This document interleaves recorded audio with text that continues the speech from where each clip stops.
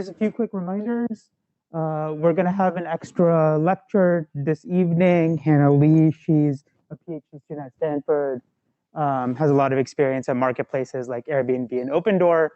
She's going to be sort of talking about some of the stuff that I'm going to talk about today, which is experimentation in marketplaces and interference and sort of various experimental types that you might want to do in the presence of such interference. Released homework 4 on Friday. Sorry for a little delay, but I think you'll see that it's quite a bit shorter than a standard homework. That's going to be due next week. There's going to be a quiz next week. We'll release homework 3 grades hopefully by tomorrow. And then I'm also going to release project details next week or sometime in the next week. Sort of the most important thing for that for right now is the project is going to be done in up to teams of 3. So I mean, you can do it alone, you can do it in a pair. But it would be great for y'all to start thinking about teams right now because sort of project's going to be released next week and part 1 is going to be due right before Thanksgiving. And so like if you waste a week and a half finding a team, then sort of that's not great.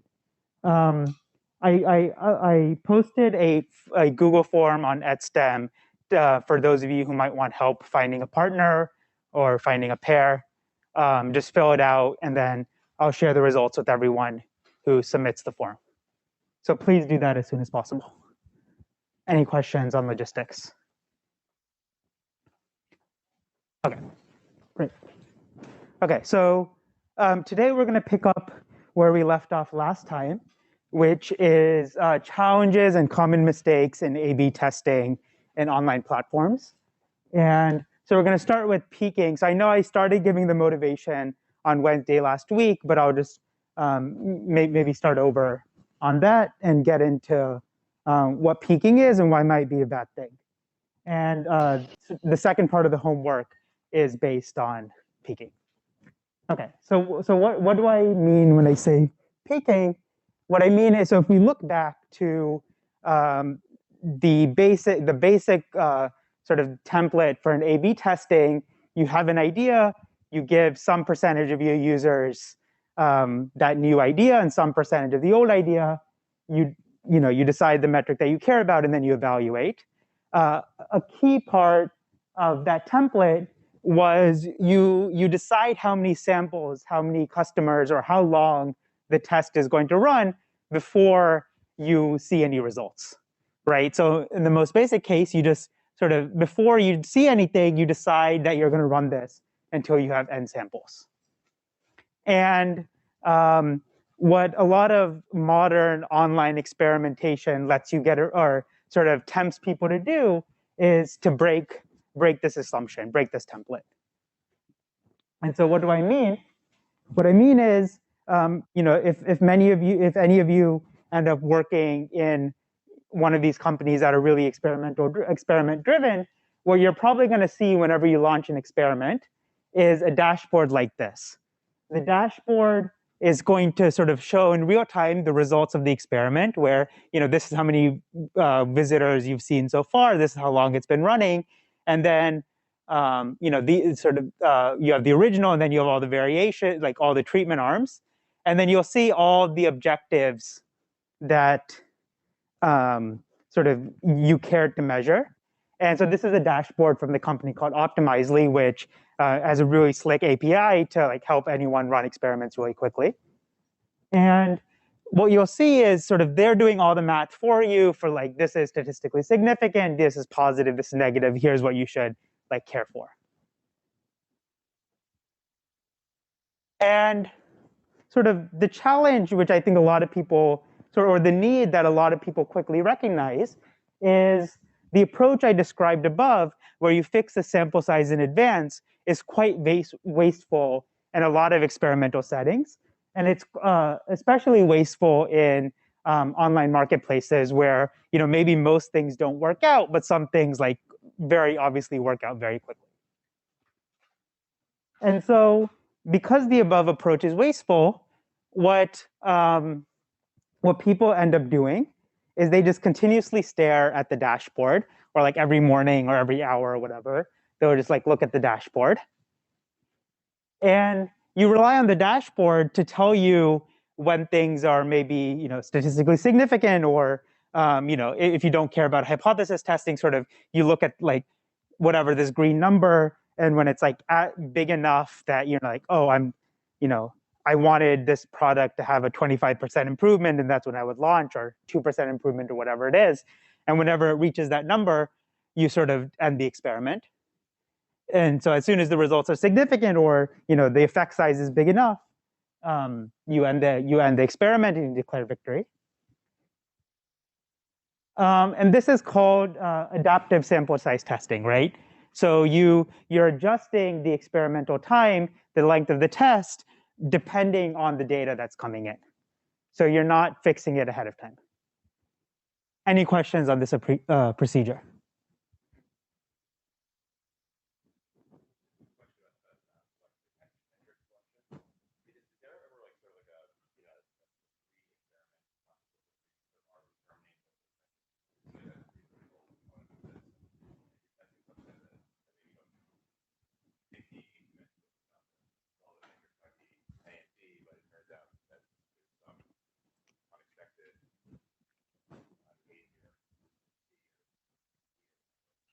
Yeah. So the question is sort of not just for this process, but experimentation in general. What does the process look like for metric selection? And sort of there might be more than one metric that you care about, and so on. And so often, especially in companies that have a rich experimentation culture and already have a lot of tooling built in, what you'll see is like any experiment that you run has they have coded in a suite of 20 or 30 metrics, or 50 or some large number of metrics that like this is the possible universe of things you could care about, or at least that like they very easily support. And then you might select or like your organization or your team might have some like a few of these metrics that you almost always care about, and so it'll be very easy to like tool a dashboard to like show those metrics. And then in general, these companies will also have, like safety metrics, or things that, even if your team isn't like optimizing these things, sort of these are the suite of metrics that the company has determined was like sort of these are like danger metrics. Like if your test is harming one of these things, then it doesn't matter like what else is doing well. Maybe you stop the test, or maybe you don't launch the product. And so so in mature companies, that's often like built in, sort of like what are the sets of things the organization cares about, like the company cares about, the organization cares about, your team cares about. For those of you joining, companies where maybe you're helping build out the experimental culture, that like that's a very good question. That you really don't want data scientists to have to reason about that every time they run a test, right? Really, you want to build it, and we're going to talk about experimentation culture in companies either next time or next week. And I think that's a big part of it, is sort of you want as much as possible to build in good experimentation habits, not at the level of an individual test or an individual data scientist. You want sort of the company to make a lot of these decisions beforehand. Any other questions about, I guess, this or anything I've covered so far on experimentation?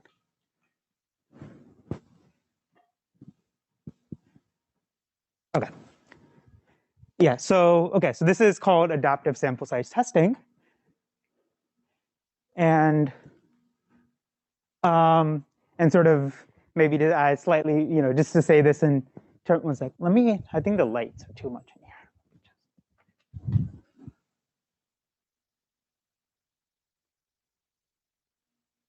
Or not. Is that worse? Okay, whatever. That's fine.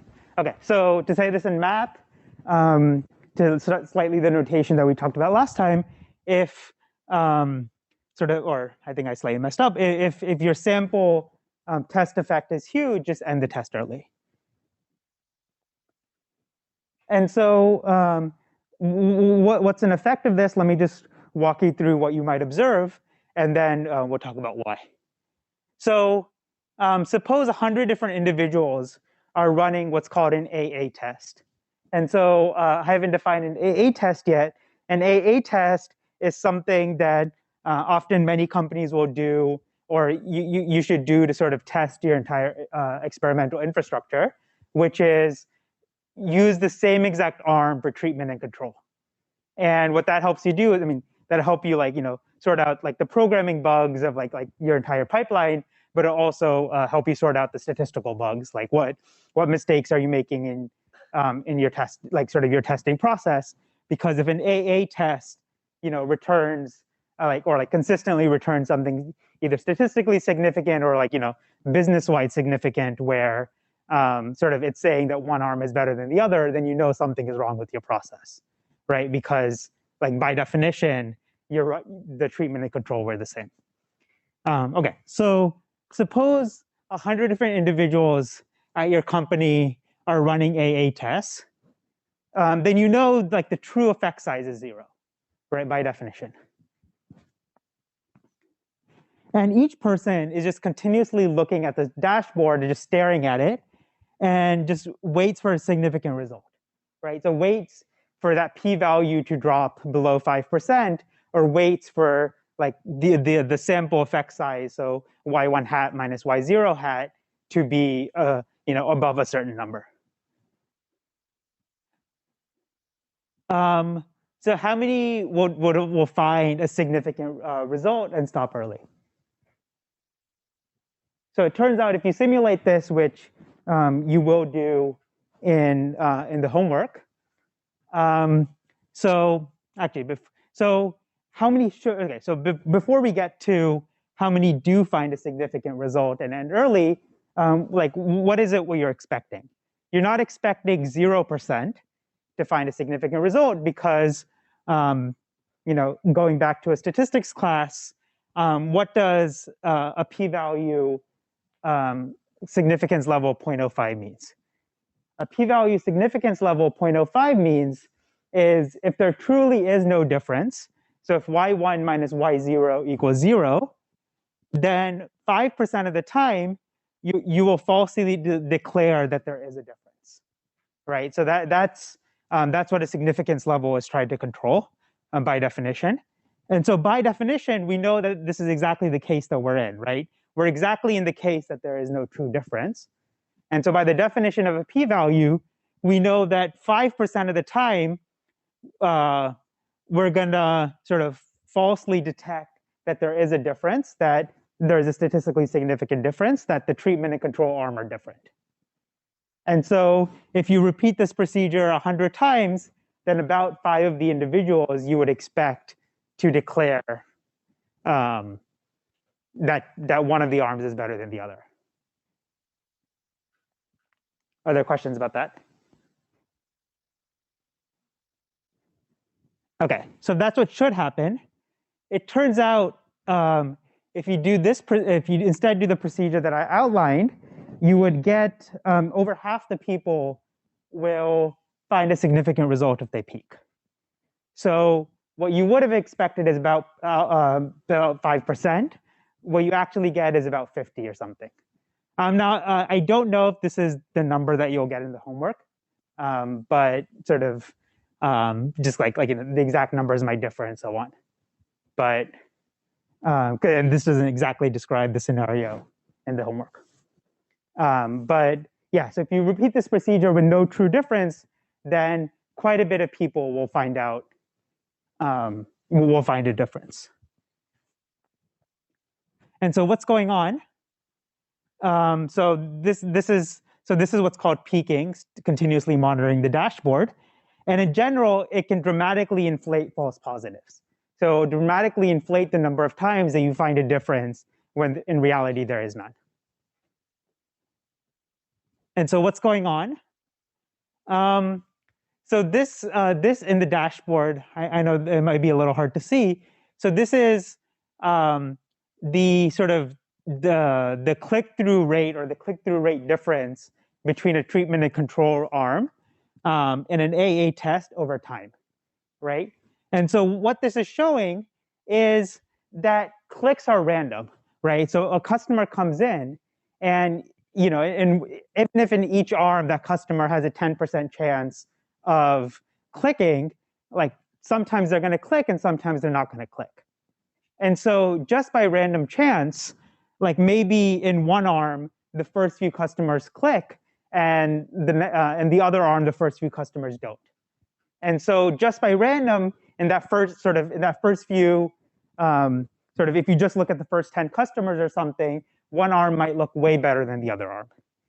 And that's fine, because like that's expected to happen. And that's the whole point of setting the sample size to some big number, right? So if you did what's called a power analysis, and you set the sample size to some appropriate number, you're like fine against some randomness. Like that randomness is going to happen, but it'll hopefully mostly cancel out by the time you reach your sample size. But if you're adaptively selecting a sample size and continuously staring at the dashboard, you're going to be very prone to that randomness. Because if that initial randomness favors one arm over the other, then one arm over the other might look very good very early on. But then that randomness is going to continue, and so maybe later on in the experiment, the randomness starts favoring the other arm, and this ratio goes down and maybe starts favoring the other arm, and so on throughout the experiment. Throughout the experiment, for those of you in some of the probability classes from Ori, you might formally what's going on is it turns out the p-value is a Markov chain that is going up and down. For those of you where that didn't make sense, it just just think about it as the p-value or the effect size is just randomly going up and down. And when things randomly go up and down, it might occasionally hit the significant thresholds that you sought out to find in the beginning. And if what you're doing is an adaptive test, then the first time something hits, you're just declaring victory, even though if you had waited, a few more sample sizes, it would have gone back down again.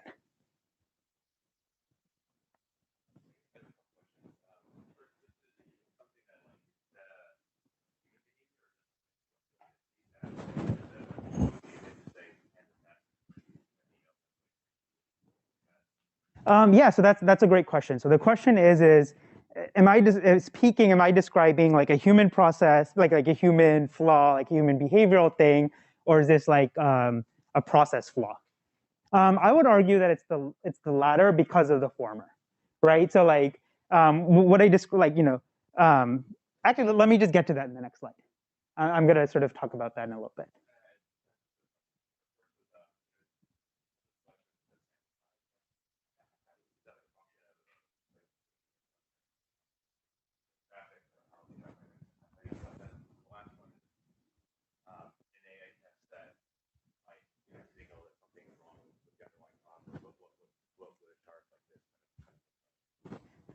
Yes. Okay. So the first question is, or the first extra question is how do you select the sample size?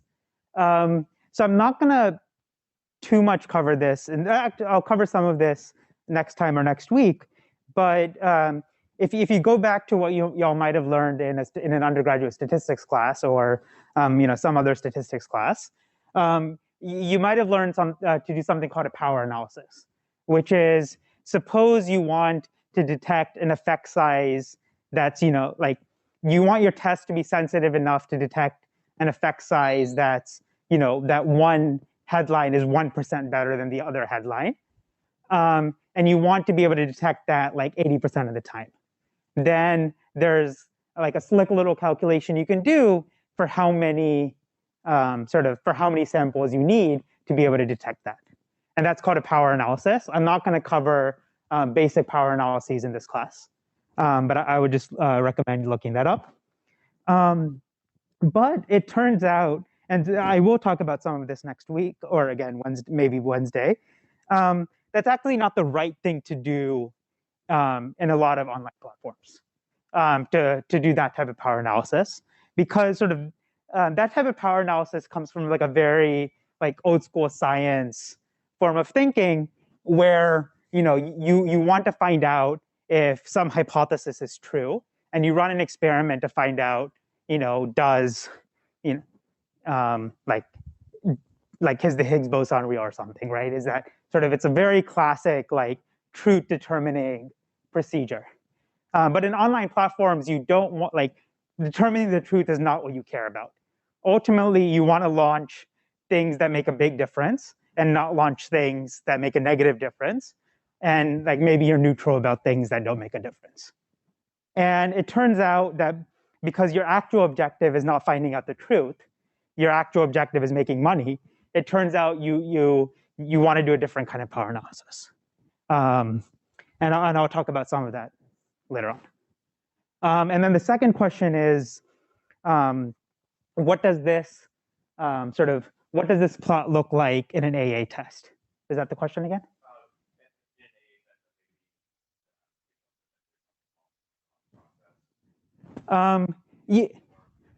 Yeah. So this sort of line plot over time is actually sort of from an AA test, and so like this red line and maybe this orange line are like the two levels at which you might declare that the red line might be where one arm is better than the other, and the orange line is when you would declare the other arm is better than the first. And just looking at this, like peaking sort of so what are the various ways you could tell that something is going wrong? The first one is like, if after looking at this, you declare that one of the arms is better than the other arm way more than like 5% of the time across many experiments. So that's not directly sort of observable from this, because that's more observable from like the decisions you make looking at a plot like this. Now, so like, what would this plot look like if like something else was wrong in your procedure? It might be that, across many runs, this line tends to sort of go up and stay up, or go down and stay down, right? So you would tend to see this like random walk, like going up and down, and like ending up mostly in the middle, and sometimes like 2.5% of the time ending up at top, 2.5% of the time ending up at the bottom, if you did everything correctly. And if across many runs you're not observing that, then something is wrong. It's really hard to diagnose something being wrong from looking at like this, from looking at just one run, because maybe you just got unlucky.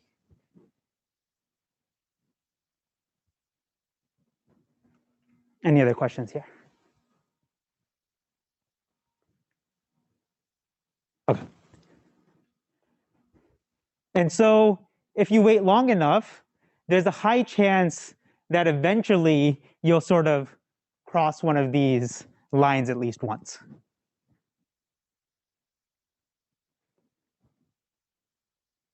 And so, okay, so hopefully I've convinced you that like this is a problem, that you don't want to just be continuously staring at a dashboard when you're running these experiments. And so what are potential things to do about it? The first one is, maybe this is easy to say prescriptively, but hard to do, which is just like, don't do it, right? Like set your sample size to end at the beginning, and like don't end early, no matter how large the effect looks as you're staring at it. And this is like theoretically easy to do. The statistics is easy. It's just like a z-test, like I sort of showed last time. And there's no danger of inflating the false positives. But this is like very wasteful. And if this is the prescription I gave you, basically none of you would follow this advice, because you want to end early. And, what if the effect size clearly is huge? Like, you don't want to wait for, and I'll talk about this again next week, hopefully, or next time or next week, which is, if you're at a company with an experimentation culture, there's thousands of experiments you can be running at any given time. and there's hundreds of experiments that you probably are running at any given time. And dedicating a sample, a new user, to this experiment over another experiment is a costly decision, right? Because there's an opportunity cost for other experiments you can be dedicating that sample to. And so clearly there is like a waste going on. And like even medical trials, which is like oftentimes held up as like the gold standard for, you know, like correct experimentation, have an out where they don't do this, right? Like if a procedure is like clearly fantastic early on in a trial, they'll often end the trial early, sort of thinking that it's unethical to withhold the drug from the placebo group. And so even medical trials have a procedure to end trials early. Okay, so what's the other thing that you can do? I'm not going to cover the exact math. I'm happy to send over papers related to this offline.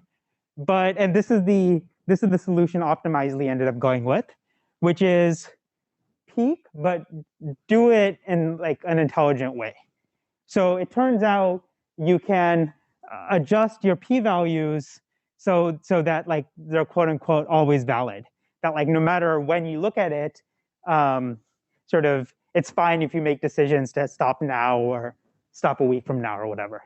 And you can do the same thing with your effect sizes, where there's ways to adjust your effect size thresholds to say, you know, if I'm ending today, if I'm ending a day into the experiment, my effect size really like needs to be really, really big. And if I'm ending a week into the experiment, maybe my effect size needs to be a little bit smaller. And if I'm ending, you know, at the actual time, my actual cutoff to launch can be even smaller than that. And so there's ways to adjust both your p-value thresholds and your effect sizes such that peaking is fine.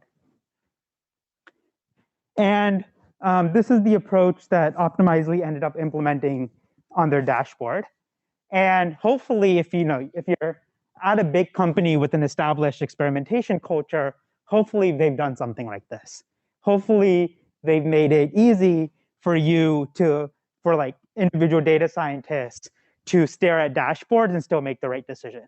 And I think this comes back to sort of the individual human behavior versus process question earlier, which, you know, if your company hasn't done something like sort of done something like this, sort of that's a very easy process change to request. And you should be doing something like that.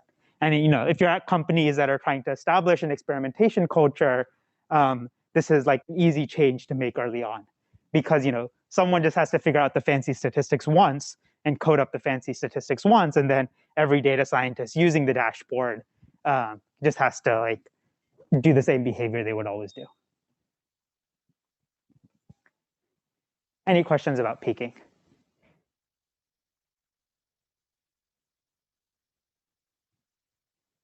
Okay. So if there's no questions, I'm going to move on to maybe the next challenge in running experimentation, experimentations in, you know, modern people-driven systems, and that's interference. Okay, so let's go back to the the template of a basic A/B test, and let's try to think of a different change, or not a different change, but let's uncover a different assumption that we made. So in the template, again, I said, you know, give some percentage of your users the control arm, some percent the treatment arm, or arm A, B, C, and so on. And a second implicit assumption I made is that you independently assign each user to either the treatment or the control. So whether I got the treatment or control doesn't affect whether my neighbor got treatment or control.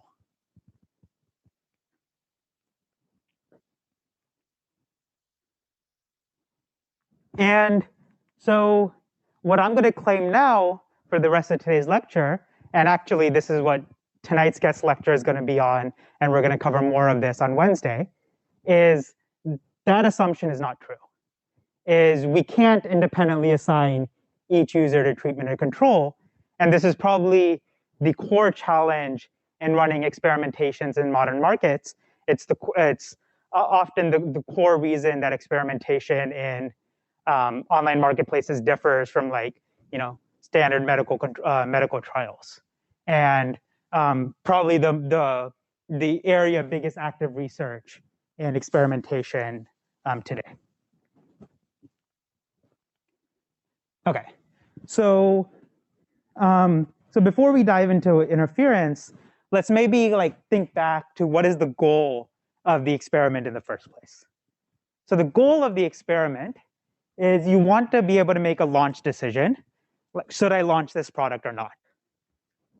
And really, to make that decision, what you want to answer is what is going to happen if I launch this product for everyone compared to if I launch this product for no one, right? Like ultimately, you're going to be in one of two, and I'll show this in a picture later on, but ultimately, you're going to be in one of two worlds. Either you launch the product to everyone or you launch the product to no one. For now, let's ignore that sometimes you will decide to launch the product to just some people. But most of the time, this is the decision you want to make. And this is called the global treatment effect, with sort of comparing these two worlds.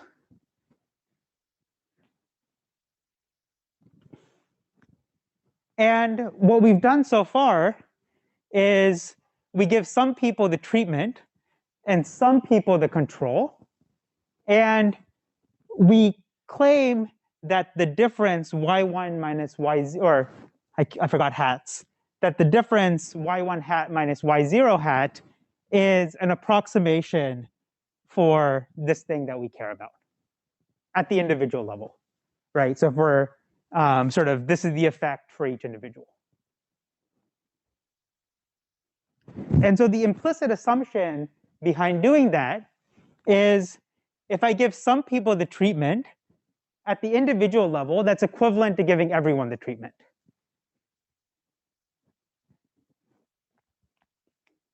Right, so maybe to say that in one example, the effect of giving someone a coupon doesn't depend on if their friend also got a coupon.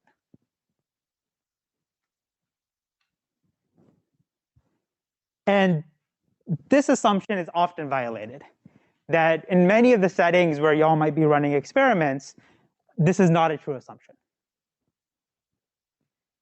And so for the rest of today, we're going to focus on sort of this challenge in one type of system, a social network, and then give one solution for that. And then tonight's guest lecture is going to think about a different type of system and a different solution. And then on Wednesday, we're going to sort of think about another type of system and another set of solutions. And so this might seem like some trivial assumption. And, maybe, for peaking, there was, I was just oh, there's some fancy statistics you could do and solve the problem. That's not going to be the case here. This is the biggest difficulty in running experiments, and there's a lot of active work to try to sort of get around this assumption.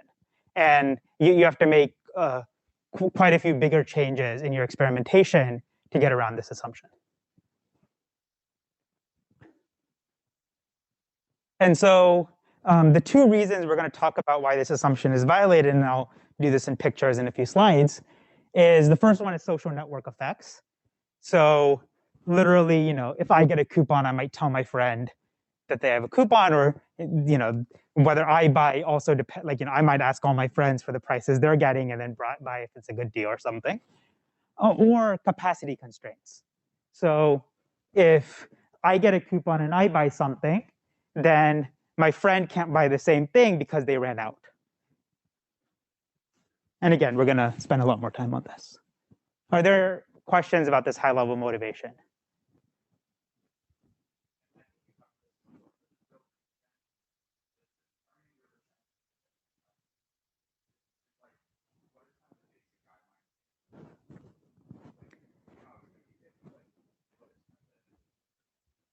Yeah. So the question is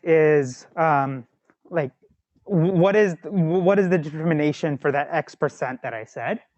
And so maybe someone really pedantic would say, like do a power analysis, right? So like, let's say you're in a setting where, there is some standard thing you're already doing, right? There's actually some control, which is the status quo in the system. And you want to think about changing that system so you actually do have a new treatment. Then the trade-off that you're facing is you potentially don't want to show this like new system to a lot of people in case it's like really bad. On the other hand, you want to actually determine if it's bad or good. And so the second part, actually determining whether it's bad or good, sort of that's where like the power analyses would come in, and you would say, I would need like 1,000 people to figure out if this is good, and then you would think about what's the rate that new customers come into my website and blah blah blah, and then you could figure out the sample to give.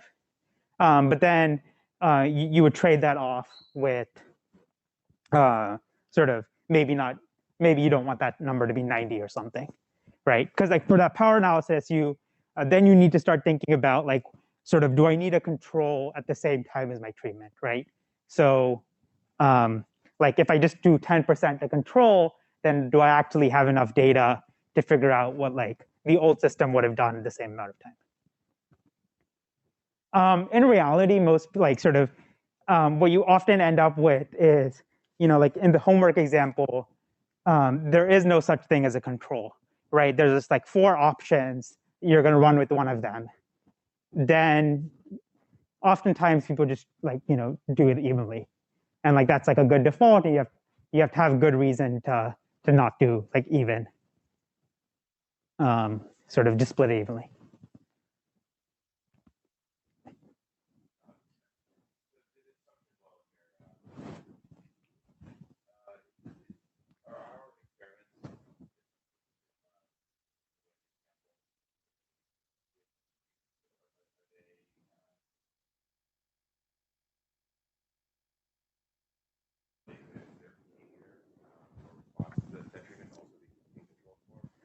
Yes. Okay. So the question is, do we sort of, does this happen when you assign people uniformly at random, or you assign people potentially based on their covariates? So that's often, so this latter, assigning people based on their covariates, is often done, where you want to make sure that your treatment and control are balanced on the covariate. And that's similar to what we talked about in sort of the first part of the class with stratification, where you call people or not call people depending on their covariates. And so oftentimes that is done to balance the treatment and control, but oftentimes you don't need to. It's like if you have 10,000 people and you're literally flipping a coin each time, then like maybe all the randomness will just cancel itself out, and your 2 groups of 5,000, 5,000 will like as a whole look like each other. But even if you do that like covariate balancing, that doesn't actually make any progress on what I'm going to talk about. You have to be a little bit smarter about it. Any other questions? Okay, so let's walk through exactly why this happens. And I'm going to start out with probably the most visual and what I view as the easiest illustration of this. And this is going to be if you're running an A/B test on a social network. And so for most of the rest of this lecture, everything with social networks, this is actually sort of slide credit goes to Johan Ugender. He's a professor at Stanford, but sort of he made these slides, I think, in 2015. At the time, he had just finished a PhD at Cornell and had spent much of his PhD doing work at Facebook. And so these slides are about A/B testing under network effects, but it turns out he did a lot of the pioneering work and actually testing this stuff out and implementing it and developing it while at Facebook. Okay, so this is, okay, so this graph is a, sort of a character of Facebook, where each person so each person is represented by one of these newsfeed images. And then there's edges between people if they're connected on the social network. And so you can define connected in many different ways. Literally, maybe they're just friends, or maybe it can be directed and like they follow each other on Facebook, or maybe it can be their close friends and so they actively message each other. But yeah, so for now, let's ignore how we got these edges. But these edges are some function of their connection on the social network. And then suppose I want to decide whether to launch some feature on this network. And so the running example we're going to do, and I think that he has on the slides, is suppose Facebook wants to decide whether to launch video chatting on Facebook Messenger, right? So supporting video chatting, which of course they ended up doing, and they went pretty heavy on. So video chatting is a very expensive thing to maintain, right? You need a lot of real-time infrastructure that's like not cheap for Facebook to do. And so they should maybe only do it if it has meaningful increases in the amount of time people spend on Facebook products, or the amount of time people spend on Facebook products that can also have ads injected into them. And so if you're deciding whether to launch Facebook, Messenger video chat, then you might care a little bit about these short-term metrics, right? What is the actual gain and the amount of time people spend on Facebook? And so if you do the procedure that I outlined last class, like sort of the basic procedure, then what would you do? You would flip a coin for each individual, right? For each individual, you would flip a coin and then decide whether they're going to get sort of early access to Facebook Messenger, get trial access to Facebook Messenger video. And then these coins are gonna come out however they come out, and some people are in the treatment arm for video.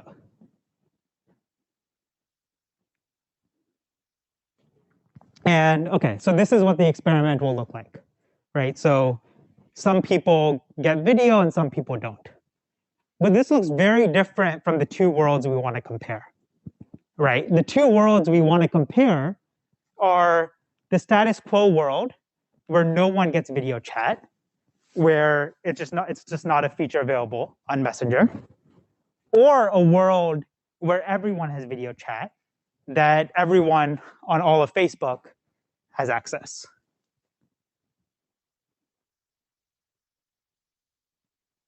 And sort of the fundamental challenge of experimentation or of causal inference is sort of, we want to compare these two worlds, but we can never get both of these worlds, right? So just like I talked about last time, we want to look at the difference between giving someone a coupon and not giving someone a coupon. And you can't simultaneously give the same person a coupon and not. And that's the same thing that's happening here, but now you can't just do that at the individual level. Their randomization just worked, that like giving 5 people coupons and 5 people not coupons just worked. Here, the problem is sort of, you want to observe this entire network state. What happens if everyone gets video messenger, and what happens when no one gets video messenger.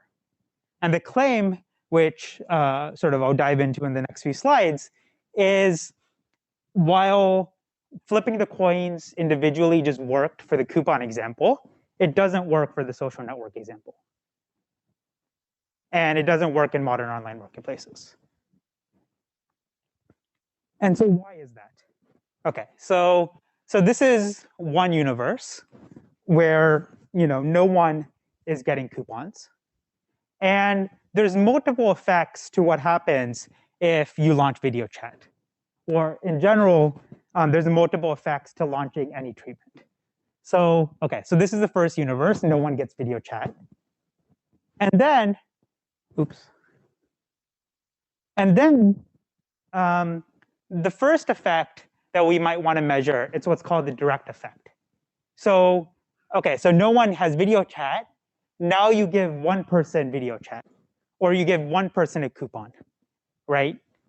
If you give one person a coupon, what you can measure what is the effect of giving that person a coupon on their purchase decisions, right? So like directly, does that increase the probability that they buy the item or not? And that's the same direct effect here for video messenger. Is if you give one person, this person at sort of the center of the network, video messenger, what is the effect on their Facebook use? Now, hopefully, you can start to guess out the problem. Is in this setting, the direct effect is not what you care about. The direct effect is probably 0, right? Like if I just give one person Facebook Messenger video, then like they have no one to video chat with, and so it probably doesn't increase the amount of time they spend on Facebook. It might even decrease it because you gave them this feature that doesn't seem to work. Okay. You can also have indirect effects, which is the opposite, right? So if everyone else gets video chat and one person doesn't, how does that affect that one person's that one person's usage of Facebook? And this might be happening to the control group, right? So suppose I had an active Facebook Messenger friend group, and everyone else got video, and I didn't get video, and they moved all of their communication to video instead of text chat. Then the fact that they all got video actually makes me less likely to use Facebook, because now my friend group is like communicating in a medium that I don't have access to. And so there's also potentially a negative indirect effect if I don't get access, but everyone else does. But there's also potentially a positive indirect effect if I get access and all my friends get access. And ultimately, what we care about is we care about measuring universe A, so the difference between universe B and universe A. And the problem is, if you just do the standard A/B testing framework of just flipping a coin independently for each user and then just taking averages, then you're going to be averaging over a bunch of these two, the universes in the off diagonal and the other diagonals, right? You're going to be averaging over a bunch of universes where some people have I have access but my friends don't, or my friends have access and I don't.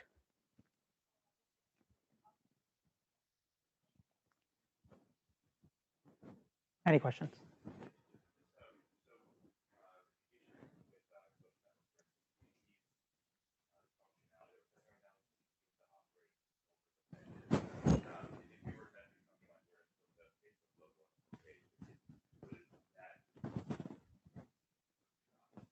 So great question. So the question is, this is happening because there's, the treatment is in some sense over the edges. That if both I and my friend has access to video chat, then we can video chat.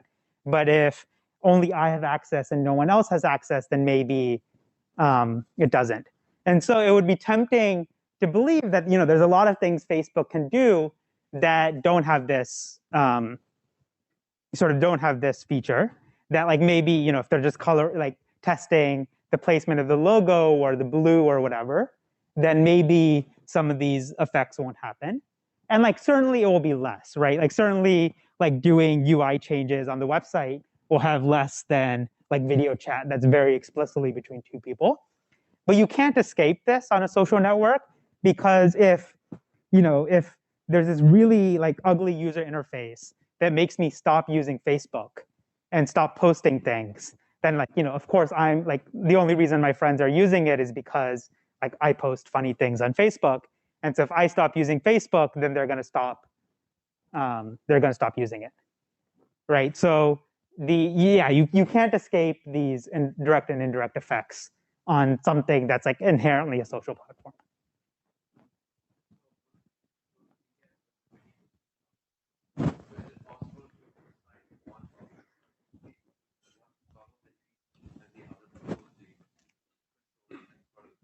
Yeah, so that's exactly what we're gonna do. Any other questions?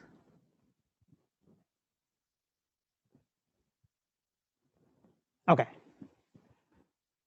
And yeah, but before we get into sort of how to potentially solve this problem or get around this problem in social networks, let's talk about, so there's a bunch of, I'm introducing this with social networks, but there's a bunch of other platforms where the same thing happens, maybe not because of a social network, but because of some other reason. And we're going to get into more of these next week.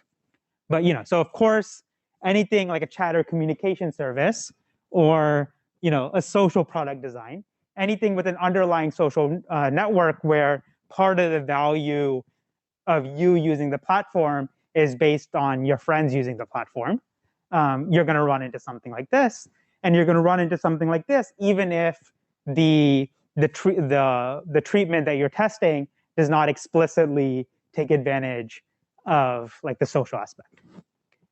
But then even outside of a social network, you're going to get this in like market mechanisms, and we're going to start talking about this maybe at the end of today's class, definitely this evening with Hannah's guest lecture, and then definitely on Wednesday, which even if there's no social network, two people are tied to one another because they see the same capacity, right? So if something increases my probability of buying something and there's only one of that item, that means my neighbor can't buy it. And so that tends to have the same effect. And then for a similar but subtle reason, if all you're doing is ranking 10 items, then that tends to sort of have the same effect, right? So let's say you did a treatment on the number 3 item in a ranking, and like the number 3 item is now 5 times more expensive. People are more likely to buy the number 4 item because the number 3 item became more expensive. And so anything in which items are being ranked or compared against one another will have the same effect.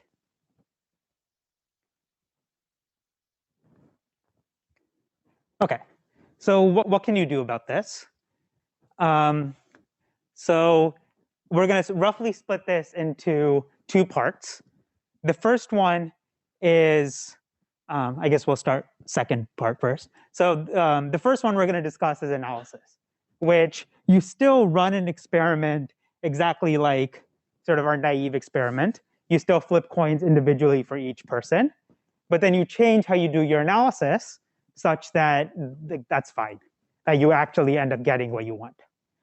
And then the second method, which is related to the question that was asked, is you can change the design of your experiment such that you can approximately compare the 2 worlds you want to compare without without too much difficulty. Okay, so how do you? Okay, so suppose you did this. You just flipped coins and you did it. How would you do the analysis? Now, what's nice is the social network is large, and you flipped a bunch of coins, and sometimes you got lucky, right? So if you look at this person on the top right, this person didn't get messenger, and everyone they're connected to or didn't get messenger video either, right? So from the perspective of this person, it looks as if you're in global control, right? It looks as if from the perspective of this person, no one else on the entire network got video chat. Now look at this person at the very bottom. Same thing here. From the perspective of this person, everyone they're connected to got video chat. So maybe from the perspective of this person, it looks as if, it looks like you're in global treatment. And so maybe you can find a bunch of these people and just take the difference, right? So see what happens for these people and see what happens minus what happens to the people who look like they're in global control. Now, some of you may be complaining is this doesn't actually work because maybe, so this person at the very bottom is surrounded, right? They have video chat, but their friends aren't surrounded, right? So like their friend, this person is connected with multiple people who don't have access to video chat. And so if their friend isn't using video chat because their other friends don't have it, then maybe this friend on the top right of this person at the bottom is using Facebook video chat less than they would otherwise. And because of that, maybe sort of this person at the bottom, even though they're surrounded, is sort of is less likely to use it than they would in a true global treatment. And so I don't want to too much sort of on this, but that's like the rough challenge, but also the rough idea of analysis anyway, is you can sort of define different levels of when people are exposed to the treatment condition. And so you can say, and you can use what's called various neighbor exposure models. So you can say, I only define someone as being treated if they're treated and all of their neighbors are treated, right? So that's what's called full neighborhood exposure. But on a graph like Facebook, where I think the average number of friends is like 300, or amongst like young people, it's like 1,000 or something. Then flipping that many coins and getting all of those video is probably like going to happen for very few people on the entire network, if at all. And so you're very unlikely to get too many people that have this definition of full neighborhood. But then, and as I just tried to argue on the last slide, maybe this definition is also not enough, right? Maybe like it doesn't matter if me and all my friends get it if all of their friends aren't getting it. And so then you can start playing, and this was like all the rage maybe 5-6 years ago, is you can start playing around with different definitions of exposure. So you can say, okay, maybe asking for 100% exposure isn't enough or is too much, but maybe if I say that some percentage Q of my neighbors get exposure, or you can get fancier, like maybe if my 10 best friends also get the treatment, then I'm exposed, and so on. So you can play around with these different definitions of when you consider someone in global treatment and when you consider someone in global control, and then just take the difference amongst those two sets of people, and ignore everyone else on the network.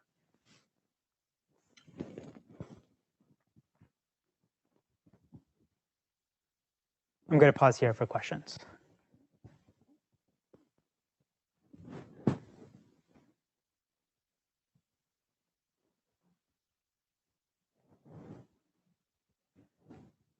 Anyone?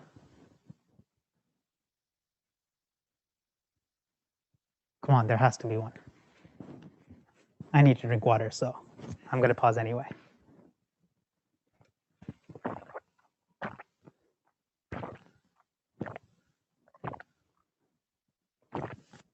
No one? Okay. Okay.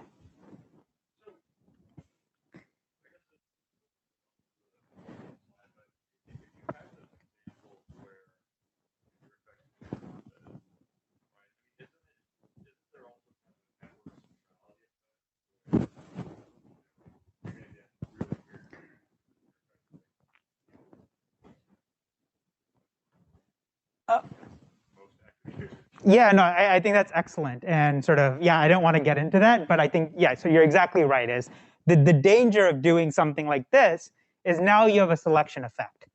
And yeah, so it's exactly what you were getting at, is that for the people who are likely to be surrounded are, sort of the people who are surrounded are likely to be the ones who have few friends or few active friends. And so they're not representative of the rest of the population, right? So you're only happen to be getting like sort of in either global treatment or global control, you're only likely to be measuring the treatment effect amongst people who are like unusual on your network. Yeah, that's exactly right. And so again, you have to be careful about analysis in this.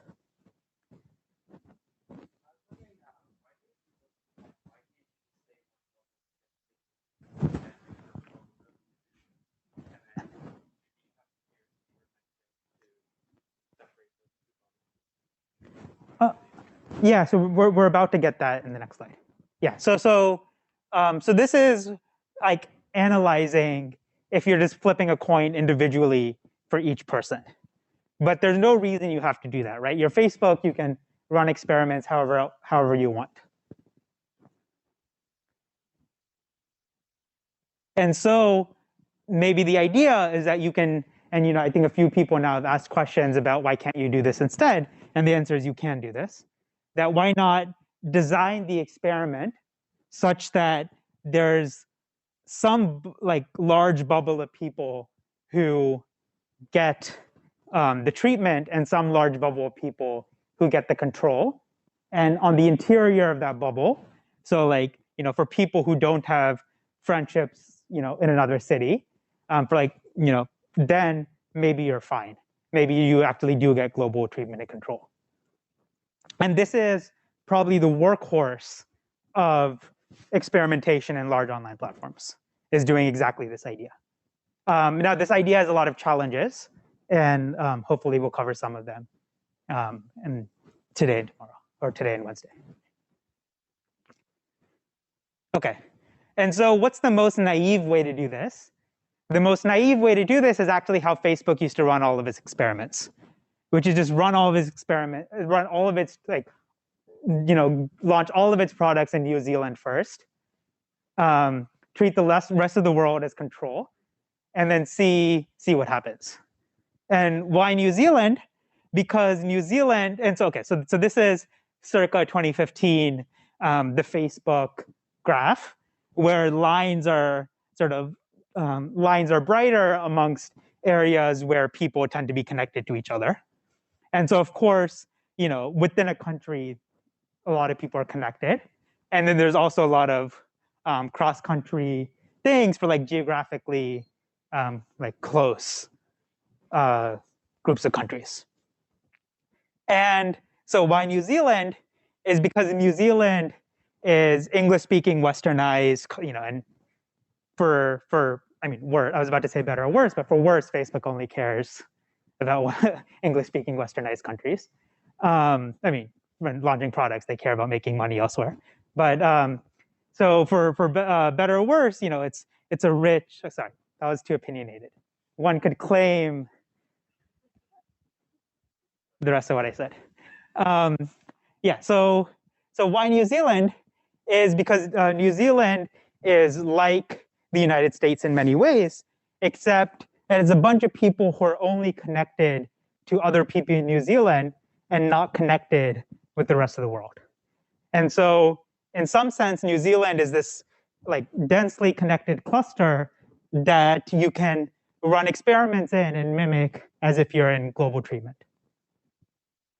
And that's what they did.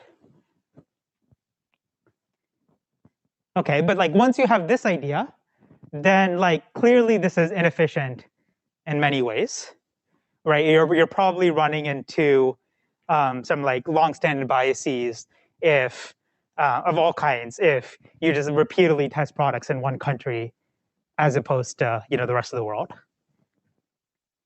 And it's also easy to scale this idea, right? And so what's the natural generalization of this idea?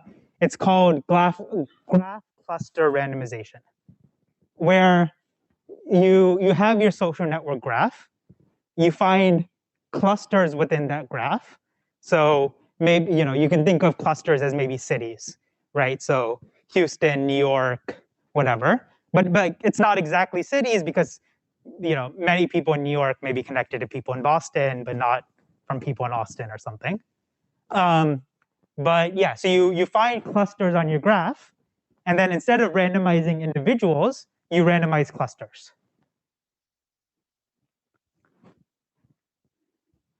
And then, the New Zealand idea is tempting and appealing because it's easy, right? You literally it's a query in your database to figure out if someone is based in New Zealand, or then you have to think about, are they based in New Zealand or are they currently in New Zealand and so on. But yeah, it's a simple query in your database to assign people treatment or control based on New Zealand.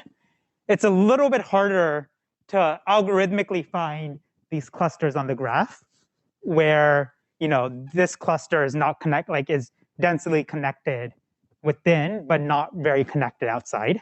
And so there was a lot of research, again, maybe 5-7 years ago, on algorithmically finding these clusters. But once you find, all of these clusters, you still want to flip a coin. You still want to say half of these clusters get treatment and half the clusters get control.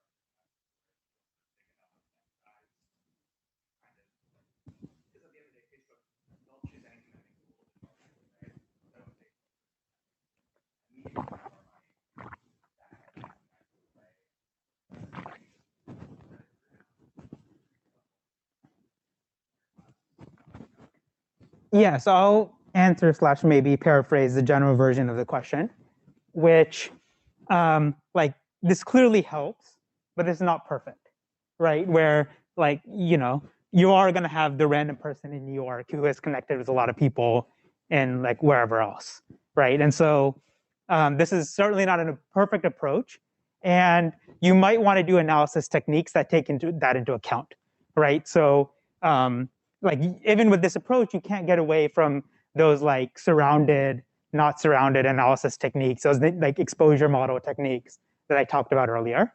And so you still need to overlay that on top of this, but like the idea is that hopefully you'll that'll be easier and like less important once you do something like this. But then I think the second part of your question, which I think is true, and I think this comes like to like a longstanding debate or argument or claim in statistics in general, is like, when do you need fancy statistics and when can you just like literally look at a mean and be like, this is a big effect, right? So like maybe if the effect is so big, you don't need all these fancy statistics to like determine that the effect matters and like you should just launch. But if the effect is like you need these statistics exactly when things are subtle, but maybe if things are subtle, you like don't even care. Yeah, and I don't think there's like an easy answer. Like you would certainly hear people make all sorts of strong claims, like if you can't like eye test like a regression in a paper, then like they don't believe it. And yeah, I don't really know where I fall in that. Any other questions?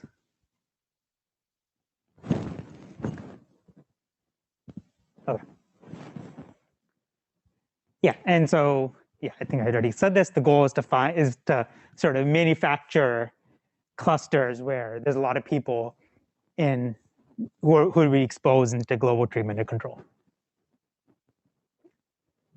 Okay, and again, I think I said this in the last slide, but the design stage, this graph cluster randomization, doesn't like let you escape like slightly fancy analysis. And I like this slide because it's a nice general way to think about experimentation in these places in general. Is you have some world, right? So the initialization just represents like the world you live in. And in a social network, it's like empirically, what is the social network graph?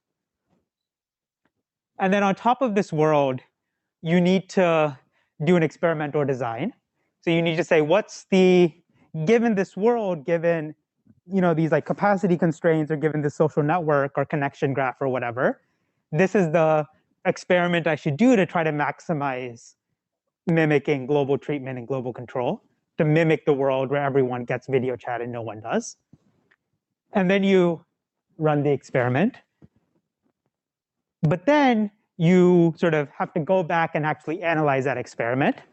And hopefully your design makes the analysis easier and makes the analysis less consequential, but it doesn't let you escape doing, trying to figure out which people were exposed and which people weren't, and so on.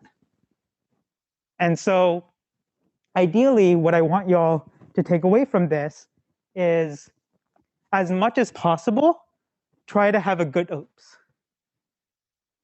as much as possible, try to have a good design, right? Like you want to think very hard about the design of your experiment, because that makes the rest of your life easier. If you do, it's the classic like a little bit of planning to like an hour of planning today saves me a day of work tomorrow. That's correct. Is that you really do want as much as possible to do a decent job at the randomization, and hopefully the companies or the places that y'all are at will either have a good experimentation culture, so they figured out the design, or you'll be part of building that design. And so if you're part of building that design, then don't just launch experiments immediately. Spend an hour thinking about what are the interference techniques, what are the various things I need to defend against, and let's do that before I spend a week collecting data or whatever, some amount of money collecting data.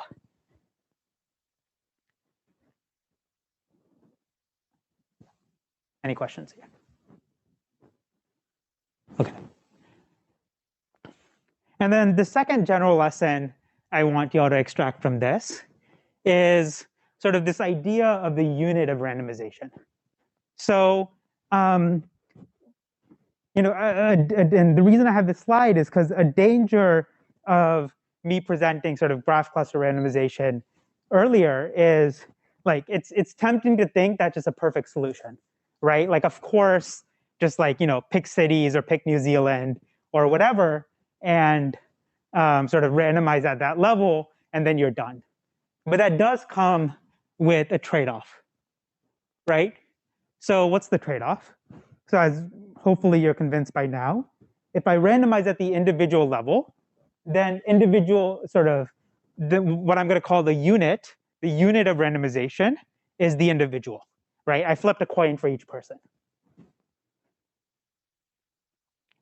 And then the general solution that we talked about, and this is the language I'm going to use.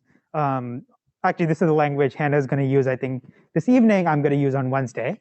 Is the solution is often to change the unit of randomization, right? So instead of flipping a coin for each person, you flip a coin for each country or for each city, or for some, we'll think about doing space-time randomization and so on. And so randomize clusters instead of individuals. And then the hope is that clusters are close to independent of each other, right? So for people who, for things that are in different clusters, for different units, they don't interfere with each other. And if that's true, if different clusters are independent of each other, then your experiment is unbiased. That if you had 1 billion clusters, then you would converge to the truth.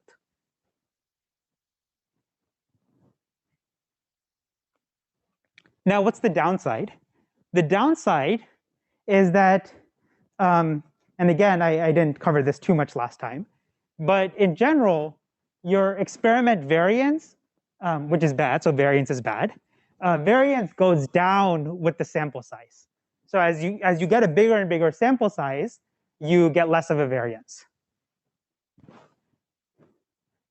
And before, if my unit of randomization is the individual, then my sample size for Facebook is in the millions or maybe the billions, right?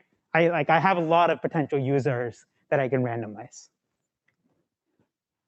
But if the clusters are these graph clusters that are in the order of a city or something, now my sample size is in the hundreds or thousands, even if you're Facebook. And for many of the companies that y'all may be working about, sample size can be in the tens. And so you've dramatically increased the variance of your experiment. And so maybe one way to maybe one way to think about that is let's say you are doing this New Zealand and not New Zealand thing. Then what if for whatever reason the internet went down and all of New Zealand, a subsea cable was cut by an anchor being dropped or something, and all of New Zealand lost internet for a week or for a day or an hour. Then literally everyone in your treatment group now wasn't able to access the internet for that amount of time, and your experiment is going to show that launching video stopped anyone from visiting Facebook at all, right? And so the idea of if you had many more samples is you protect against that, right? That might happen, but you have, like things like that will always happen, but you have a whole bunch of other samples that cancel out that randomness. And that's not going to happen if, all of New Zealand is sort of that's just one sample. And so this is the same bias variance trade-off that we've seen, I think, multiple times in this class now, right? So we saw it in polling, where depending on how big you make sort of your covariate group and sort of like while weighting, you're going to see the same bias variance. We saw it in demand estimation, depending on, like what covariates you've been by and so on. And it's, this is, hopefully in AML, y'all are also covering some of this. This is a fundamental sort of trade-off that you often have to think about. And that shows up again here in cluster randomization, or just in unit of randomization in general. Okay. So I am out of time. So starting tonight with Hannah's lecture, and then really Wednesday, I'm going to think about, okay, how do these lessons carry over to marketplaces? And so we'll start with that. Next time, I'll just put up announcements here again while y'all are walking out. The biggest one is, so the guest lecture tonight, 6:15 to 7:30. I posted